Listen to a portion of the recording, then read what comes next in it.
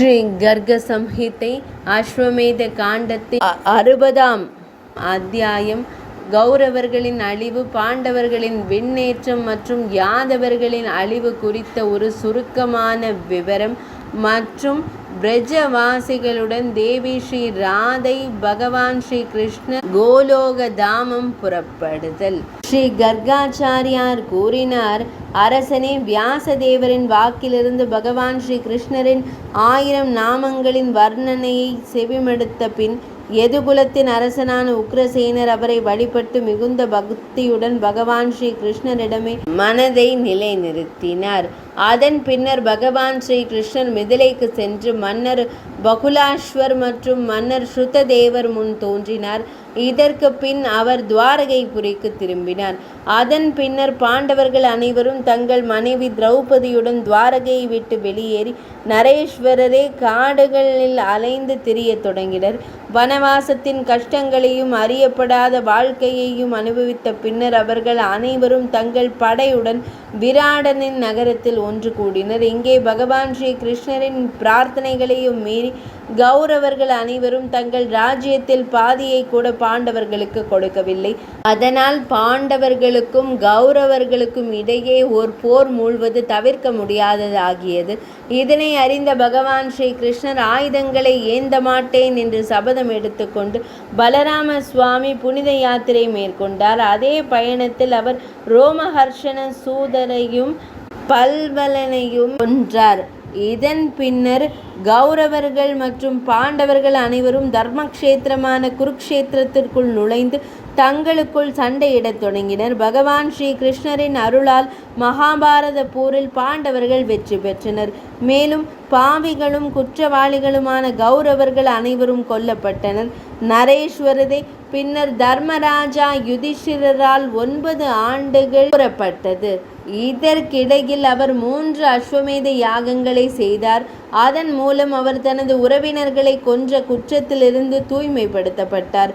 அரசனே, இதற்கு பின்னர் ஒரு நாள் துவாரகையில் பகவான் ஸ்ரீ கிருஷ்ணரின் சித்தத்தால் பிரம்ம ரிஷிகளின் பெரும் சாபம் அனைத்து யாதவர்களுக்கும் கிடைத்தது. சாபத்திற்கு பின்னர் அஸ்வத்த மரத்தின் கீழ் சரணடைந்த பக்தரான உத்தவருக்கு பகவான் ஸ்ரீ கிருஷ்ணர் உன்னதமான ஸ்ரீமத் பாகவத தர்மத்தை போதித்தார். சில தினங்களுக்கு பின்னர் யாதவர்கள் ஒருவருக்கொருவர் சண்டையிட்டு கொண்டனர். பிரபாச கஷேத்திரத்தில் பல்வேறு ஆயுதங்களால் ஒருவரை ஒருவர் தாக்கிக் கொண்டனர். பலராம சுவாமி மனித உடலை துறந்து தனது இருப்பிடத்திற்கு சென்றார். அங்கு தேவர்களை கண்ட பகவான் ஸ்ரீ கிருஷ்ணர் மறைந்தார். விரஜத்தை அடைந்த பின்னர் பரம புருஷோத்தமரான பகவான் நந்த மகாராஜா, அன்னை யசோதை, தேவி ராதை மற்றும் பிற இடையர் பெண்களை சந்தித்தார். பகவான் ஸ்ரீ கிருஷ்ணர் கூறினார், நந்த மகாராஜரே, அன்னை யசோதையே, இப்போது ஒரு மகனின் மனப்பான்மையுடன் என்னை விட்டு பிரிந்து கோகுலவாசிகள் அனைவருடனும் எனது மேலான இருப்பிடமான கோலோகத்திற்கு செல்லுங்கள். இப்போது அனைவருக்கும் துன்பத்தை கொண்டு வரும் கொடிய கலியுகம் வரும். அதில் பெரும்பாலான மக்கள் பாவிகளாவார்கள். இதில் எவ்வித ஐயமும் இல்லை. அக்காலத்தில் ஆணுக்கும் பெண்ணுக்கும் இடையே பரஸ்பர உறவை ஏற்படுத்தி கொள்வதற்கான விதிகளோ சாதிக்கான விதிகளோ இருக்காது. எனவே தயை கூர்ந்து கவனமாக இருங்கள். மேலும் நீங்கள் அனைவரும் மரணத்தை வென்றவரான எனது உன்னதமான கோலோகத்திடம் விரைவில் செல்லலாம். பகவான் ஸ்ரீ கிருஷ்ணர் இவ்வாறு உரையாடி கொண்டிருந்த போது கோலோகத்திலிருந்து மிகவும் அற்புதமான ஒரு தேர் இறங்கி வந்தது. அதனை இடையர்கள் மிகுந்த மகிழ்ச்சியுடன் கண்டனர். அது 5 யோஜனை அகலமும் வஜ்ரமணி வைரம் உயரமும் உடையதாக இருந்தது. அது வைரம் போல் தூய்மையானதாகவும் முத்துக்களால் அலங்கரிக்கப்பட்டும் இருந்தது. அதற்குள் 9 லட்சம் ஆலயங்கள் அமைந்திருந்தன. மேலும் அந்த ஆலயங்களில் இரத்தின விளக்குகள் எரிந்தன. அந்த தேருக்கு 2000 சக்கரங்கள் இருந்தன. மேலும் அது 2000 குதிரைகளால் பூட்டப்பட்டிருந்தது. அந்த தேரை ஒரு மெல்லிய துணியாலான முக்காடு மூடியிருந்தது. கோடிக்கணக்கான பெண் தோழிகள் அதை சூழ்ந்திருந்தனர். அரசனே, அதே சமயம் சங்கத்தையும் சக்கரத்தையும் ஏந்தியிருந்த பகவான் ஸ்ரீ கிருஷ்ணரின் திருமேனியிலிருந்து கோடிக்கணக்கான காமதேவர்களைப் போல் பேரழகு கொண்ட 4 கரங்கள் உடைய பகவான் ஸ்ரீ மகாவிஷ்ணு தோன்றினார். அந்த ஜெகதீஸ்வரரும் பகவான் ஸ்ரீ மகாவிஷ்ணுவும் லக்ஷ்மி தேவியும் அழகிய தேரில் ஏறி விரைவாக க்ஷீரசாகரத்திற்கு திருப்பார்கடலிற்கு புறப்பட்டனர். அதே போல பகவான் ஸ்ரீ கிருஷ்ணர் நாராயண ரூபத்தில் ஸ்ரீஹரி மகாலட்சுமியுடன் கருடாழ்வாரின் மீது அமர்ந்து வைகுந்த தாமத்திற்கு சென்றார். இதன் பின்னர் ஸ்ரீஹரி பகவான் நர மற்றும் நாராயண என 2 முனிவர்களின் ரூபத்தில் தோன்றி மனிதர்களின் நலனிற்காக பதரிகாசிரமத்திற்கு சென்றார். அதன் பின்னர் பிரபஞ்சத்தில் மிகவும் பரிபூர்ணமான இறைவனான பகவான் ஸ்ரீ கிருஷ்ணர் தேவி ஸ்ரீ ராதையுடன் கோலோகத்திலிருந்து கொண்டு வரப்பட்ட தேரில் ஏறினார். நந்த மகாராஜரே மற்ற அனைத்து இடையர்களும் அன்னை யசோதை மற்றும் பிற பிரஜ பெண்களும் அனைவரும் தங்கள் பௌதிக உடல்களை துறந்து தெய்வீக உடல்களை ஏற்றனர். பின்னர் கோபால பகவான் ஸ்ரீஹரி நந்தனையும் மற்றவர்களையும் அந்த தெய்வீக தேரில் அமர வைத்து கோகுலத்துடன் கோலோக தாமத்திற்கு விரைவாக புறப்பட்டனர். பிரபஞ்சங்களை கடந்து சென்ற அவர்கள் அனைவரும் பிரஜா நதியை கண்டனர்.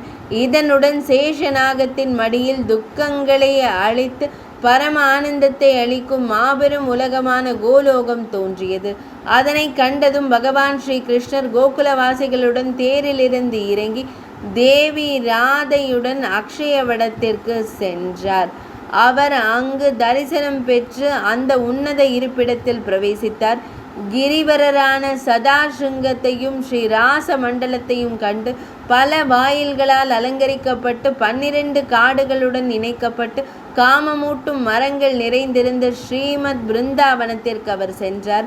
யமுனை நதி அதனை தொட்டு கொண்டு ஓடியது. வசந்த காலமும் மலையே காற்றும் அந்த காட்டின் அழகை மெருகேற்றின. மலர்கள் நிறைந்த எண்ணற்ற தோப்புகளும் தோட்டங்களும் இருந்தன.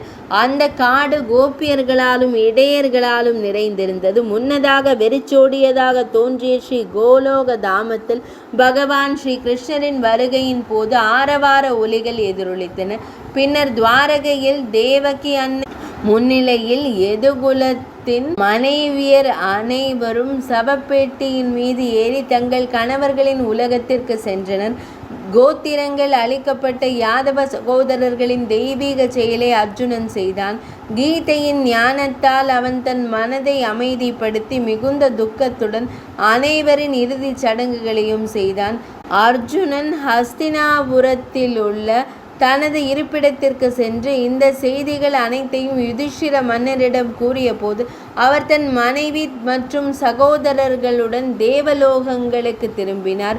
மன்னர்களிலேயே சிறந்தவர். இதற்கிடையில் தேவி ருக்மிணியின் அன்பிற்குரிய பகவான் ஸ்ரீ கிருஷ்ணரின் இருப்பிடத்தை தவிர துவாரகாபுரியின் மற்ற பகுதிகள் ரைவதக மலை உள்பட கடலால் விழுங்கப்பட்டன. இன்றும் துவாரகை சமுத்திரத்தில் பகவான் ஸ்ரீஹரியின் கூக்குரலை செவிமடுக்கலாம். ஒரு பிராமணர் கற்றறிந்தவராக இருந்தாலும் இல்லாவிட்டாலும் அவர் தன் உடலே அவித்யே வ சவித்யேயோ வ பிராமணோ மமகி தனுகு.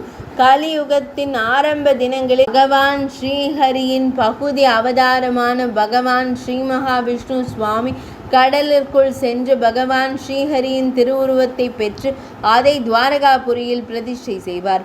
அரசே, கலியுகத்தில் அந்த துவாரகை நாதனை தரிசிக்க அங்கு செல்பவர்கள் அனைவரும் பூரணமடைவார்கள். பகவான் ஸ்ரீஹரி கோலோக தாமத்திற்கு சென்ற கதையினை செவிமடுப்பவர்களும் படிப்பவர்களும் யாதவர்கள் மற்றும் கோப்பர்களின் முக்தி கதைகளையும் படிப்பவர்களும் எல்லா பாவங்களிலிருந்தும் விடுபடுவார்கள்.